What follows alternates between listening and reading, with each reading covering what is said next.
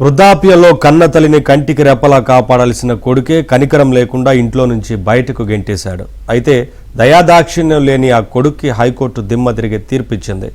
ఏ ఇంట్లో నుంచి అయితే కన్న తల్లిని గెంటేశాడో ఆ ఇంటిని వెంటనే ఖాళీ చేయాలని అతన్ని ఆదేశించింది.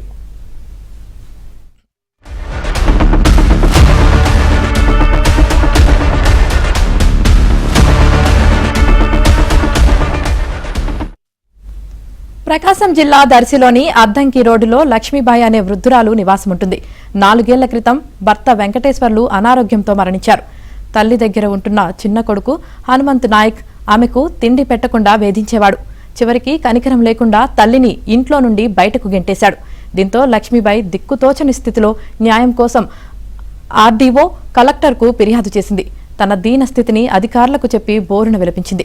రెవెన్యూ అధికారులు విచారణ జరిపి హనుమంతును ఇల్లు ఖాళీ చేయాలని ఆదేశించారు. అయితే అధికారుల ఆదేశాలను హనుమంతు పెడచెవిన పెట్టాడు.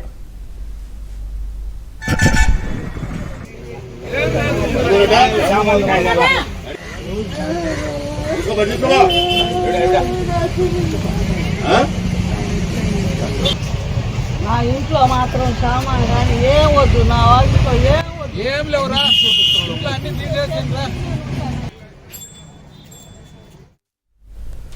దీంతో గత్యంతరం లేక లక్ష్మీబాయి హైకోర్టును ఆశ్రయించింది. ఈ కేసును విచారించిన హైకోర్టు తన తీర్పుతో హనుమంతును ఆ ఇంటి నుంచి బయటకు పంపింది. తల్లికి ఇల్లు అప్పగించాలని ఆదేశించడంతో పాటు ఆమెకు నెలకు 5,000 రూపాయల భృతిని ఇవ్వాలని ఆదేశించింది. హైకోర్టు ఆదేశాలతో దర్శి తహసీల్దార్ శ్రావణ్ కుమార్ హనుమంత్ నాయక్ను ఇల్లు ఖాళీ చేయించి ఆ ఇంటిని లక్ష్మీబాయికి అప్పగించారు. కనికరం లేని కొడుకు కూతుళ్లకు హైకోర్టు తీర్పు చెంపపెట్టు అనే అభిప్రాయం వ్యక్తమవుతోంది.